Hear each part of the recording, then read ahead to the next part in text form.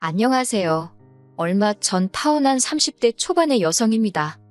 저보다 3살 많은 남자친구와는 직장 동기로 만났어요. 당시 저는 대학원을 마치고 입사한 상황이었고 남자친구는 군대도 다녀오고 아예 다른 분야에서 일을 하다가 진로를 바꿨다고 했지요. 그 해에 회사에서 사람을 몇 명 안 뽑기도 했고 제가 일하던 부서가 워낙 일이 바쁘기도 해서 어쩌다 보니 남자친구에게 초반부터 의지를 많이 했네요. 그렇게 얼마간은 친한 동기 사이로 지내다가 자연스레 연인 사이가 되었습니다. 그리고 작년 여름에 남자친구 입에서 결혼 이야기가 나왔지요. 남자친구를 진지하게 만나고 있던 건 맞지만 저는 일에 대한 욕심도 있었기에 결혼은 30 중반쯤 하고 싶었던 게 사실이에요.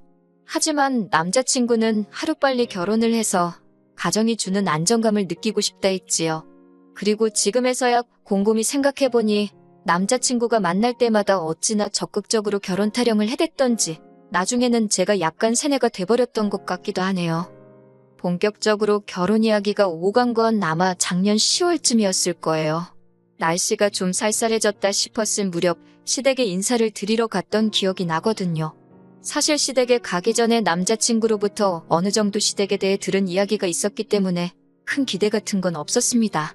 일단 제 배경부터 이야기해보자면 저희 아버지는 여대 교수시고 어머니는 전업주부세요. 아버지와 결혼하시기 전에는 잠깐이나마 화가로 활동하셨는데 저를 임신하시면서 이후로는 취미생활로만 그림을 그리고 계시지요.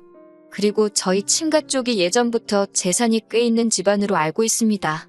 그래서 저희 부모님도 저도 오늘날까지 이래저래 경제적으로 어려움 없이 살았고 큰 사건 사고나 이변이 있지 않는 한 앞으로도 그렇지 않을까 싶어요. 반면 남편의 배경은 절대로 제가 잘났다거나 특별하다는 이야기는 아닙니다만 저에 비하면 긍정적인 상황은 못 되었네요. 일단 아버님께서는 젊은 시절에는 공직에 계셨다고 들었는데 무슨 연유인지는 모르지만 몇 년 전 스스로 관두셨다 들었습니다. 이후로는 아는 분 건설사무소에서 이것저것 일을 도와주고 계시다 했고요. 어머님의 경우 어머님 아버님이 사시는 동네에서 작은 미용실을 하고 계십니다. 참고로 두 분이 살고 계신 집은 자가가 아니라 전세인데 남자친구 말로는 보증금만 2억이 넘는 빌라기 때문에 두 분이 원하기만 하면 언제든 수도권 아파트 정도는 살 수 있다고 하더라고요. 물론 이 이야기를 들을 때 저는 속으로 요새 수도권에 2억으로 살만한 아파트가 있긴 한가 싶기도 했고 또 그렇다고 두 분에게 빚이 있는지 없는지 남자친구가 제대로 알고는 있는 건가 궁금하기도 했지만 제 재산도 아니고 그렇다고 남자친구의 재산도 아니고 무려 남자친구 부모님의 재산인데 제가 나서서 이러쿵저러쿵 말하는 게 예의는 아니다 싶어서 혼자 생각만 하고 말았네요. 아무튼 시댁의 사정을 어느 정도 알다 보니 인사를 드리러 가던 날도 크게 기대가 있던 건 아니었어요. 그럼에도 불구하고 처음 시댁에 인사를 드리러 간 날 어머님의 첫마디가 따로 도와줄 형편은 안 된다였을 땐 솔직히 기분이 좋지는 않았네요. 하지만 어머님 말씀이 해주는 게 없으니 당신도 저한테 바라는 게 없다며 그저 저희 둘이서만 알콩달콩 잘 살면 그걸로 만족하신다고 하더라고요. 그래, 바라는 것도 없으시다 하니 서운해하지는 말자 그렇게 생각했네요. 이후로 남자친구와 상의 끝에 이렇게 된 이상 이참에 허례허식은 생략하자 했습니다. 남자친구가 따로 집을 해오는 것도 아닌 만큼 서로 예산에 맞춰서 집도 전세든 월세든 구하고 혼수도 적당한 선에서 해결하자고요. 또한 저는 평소에 액세서리를 좋아하는 편도 아니어서 이참에 예단하고 예물도 생략하자 했습니다. 그리고 그때는 남자친구도 흔쾌히 그렇게 하자 했고요. 그리고 이 모든 이야기가 상견례 자리에서도 다시 한번 나왔고 양쪽 집안 부모님 모두 저희 둘의 의견을 존중해주기로 하셨습니다. 그런데 며칠 뒤 제 연락처는 어떻게 아신 건지 어머님께서 연락을 다 해오셨더라고요. 저한테 따로 할 이야기가 있으시다며 회사 근처에 왔으니 저녁 식사라도 같이 하자시대요. 그런데 솔직히 저는 어머님을 따로 혼자서 뵙고 싶지는 않았어요. 그래서 남자친구에게 같이 나가자 했는데 남자친구가 할 일이 많아서 오늘은 무조건 야근을 해야 한다고 안 된다 하더라고요. 그래서 그러면 어머님께 나도 야근이라고 말하겠다고 하니까 남자친구가 정색을 하면서 그래도 어머님이 따로 할 이야기가 있다고 하시지 않냐며 죄 지은 것도 없는데 왜 피하냐고 그러더라고요. 물론 죄 지은 거야 없었지만 어색할 것 같기도 했고 남자친구는 그런 저를 달래며 이참에 둘이 친해지면 좋지 않겠냐고 기분 좋게 나가달라 하대요. 남자친구가 정말이지 한껏 서운한 표정을 지으면서 사정을 하니 계속 싫다고 고집을 피우기도 어렵고 그렇게 회사 앞 식당에서 어머님을 만나 저녁을 먹었습니다. 후식을 기다리고 있는데 어머님께서 먼저 말문을 여시더라고요. 당신이 곰곰이 생각해봤는데 그래도 저한테 아무것도 안 해주자니 마음이 편치가 않으시답니다. 그러면서 뜬금없이 다이아 반지를 해주겠다고 하시는 거예요.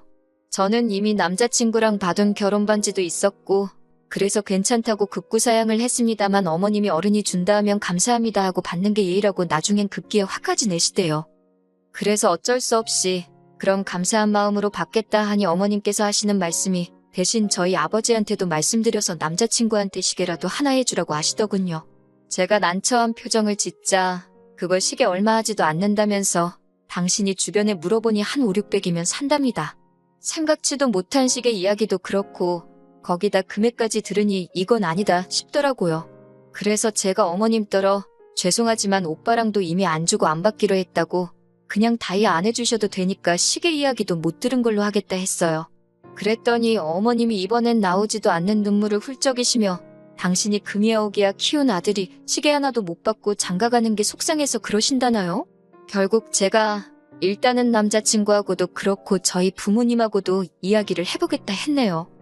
그날 밤 남자친구에게 어머님이 하신 말씀을 전하니 남자친구가 한다는 소리가 그래도 어머님이 무조건 시계를 내놓으라 하신 것도 아니고 저한테도 다이아를 해준다 하시는 거 아니냐. 그러면서 너무 부담스럽게 생각하지 말자며 저도 다이아 하나 받고 자기도 시계 하나는 받고 결혼하면서 이 정도는 괜찮지 않겠냐 하대요. 갑자기 말이 바뀐 남자친구의 태도가 탐탁치는 않았지만 이 이야기를 들으신 저희 부모님께서도 너무 안 주고 안 받는 것보단 그게 낫겠다 하시더군요. 그래서 이때는 저 스스로 어머님 말씀을 내가 너무 예민하게 받아들였나 싶어서 반성까지 했다니까요. 그리고 한 일주일쯤 지났을까 어머님이 반지 맞추러 가게 어디로 오라며 주소 하나를 보내셨더라고요. 저는 당연히 백화점이나 하다못해 종로로 갈 줄 알았는데 주소를 확인해보니 어머님 아버님 댁 근처에 있는 금은방이었습니다. 느낌이 뭔가 쎄했지만 금은방 생긴 게 마음에 안 들어서 안 갈래요. 그럴 수는 없잖아요. 그래서 일단 오라는 대로 갔지요. 아니나 다를까 이렇게 표현하자니 그렇지만 아직도 이런 금은방이 있나 싶을 정도로 오래된 금은방이었습니다. 언뜻 훑어봐도 제 마음에 드는 디자인은 하나도 없을 것 같았지요. 한편 어머님이 주머니에서 주섬주섬 무언가를 꺼내셨는데 그건 한눈에 봐도 오래된 반지였습니다. 저걸 왜 가져오셨나 싶었는데 어머님이 먼저 하시는 말씀이 당신한테 의미 있는 반지라서 저한테 물려주려고 그런다는 거예요. 포장해서 말씀하신 게 물려주는 거지. 솔직히 저는 어머님이 하시던 반지를 물려받는 거라고는 생각을 못했기에 너무 황당했어요. 그런데 더 웃긴 건 금은방 아저씨가 이리저리 보시더니 아무래도 가운데 달린 건 진짜 다이아가 아닌 것 같다고 하시더라고요. 그러자 어머님이 그럴 리가 없다며 허둥지둥 하시는데 제가 다 민망해서 낯을 들 수가 없었습니다. 결국 금은방에서 나와 제가 먼저 어머님께 다시 말씀드렸어요. 이미 오빠랑 받은 반지도 있었고 저는 정말 다이아 안 받아도 괜찮다고요. 그랬더니 어머님께서 그러면 당신 아들 시계는 어쩌냐입니다. 이때는 저도 솔직히 좋은 말이 안 나가서 그러면 어머님이 장가가는 아들 선물해준다 생각하고 하나 해주시면 되지 않겠냐고 물었습니다. 어차피 저한테 반지 하나 사주시는 것도 돈이 꽤 들 텐데 그 돈으로 차라리 시계를 사주시라고요. 틀린 말이 아니어서 그런지 어머님도 못마땅한 표정만 지으셨을 뿐 별다른 말씀은 더 안 하시대요. 그리고 며칠 뒤였습니다. 남자친구 말이 저희 아버지를 만나기로 했다더라고요. 생각지도 못한 일이라서 둘이서 왜 만나냐, 뭐 하려고 만나냐 물으니까 백화점에 가기로 했대요. 저희 아버지가 남자친구 시계를 사주신다고 하셨다는 거예요. 생각지도 못한 남자친구의 말에 당황한 제가 아버지께 전화를 드렸습니다.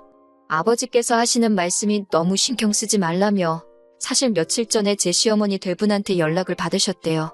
당신이 금이야 오기야 키운 아들인데 장인한테 시계 하나 못 받고 장가가는 게 마음이 안 좋아서 그런다며 형편 되시면 하나 사주시면 안 되겠냐 그랬다나요? 너무 뻔뻔한 어머님의 태도에 이야기를 전해 듣던 제 얼굴이 다 붉어지는 기분이었습니다. 저는 일단 아버지께 그러면 그냥 나중에 내가 오빠랑 가서 같이 고르고 사주겠다고 오빠 입장에서도 아빠랑 가는 것보단 나랑 가는 게 편하지 않겠냐는 말로 둘러대곤 그날 약속을 취소하게 만들었어요. 그리고는 남자친구에게 이게 무슨 경우냐며 따졌습니다. 주는 거 없이 받는 거 없이 그렇게 식을 올리자고 한 것도 다 오빠 쪽 사정을 고려해서 정한 거였는데 이렇게 뒤로 이거 해달라 소리가 나오면 곤란하다고요. 그러자 남자친구 말이 자기는 정말 아무것도 몰랐다면서 자기가 어머님하고 잘 이야기해보겠다대요. 그리고 저는 이 말을 찰석같이 믿었지요. 하지만 제가 정말 폭발하게 된 건 그 이후의 일 때문이었습니다. 저희 파혼의 결정적인 이유이기도 하고요.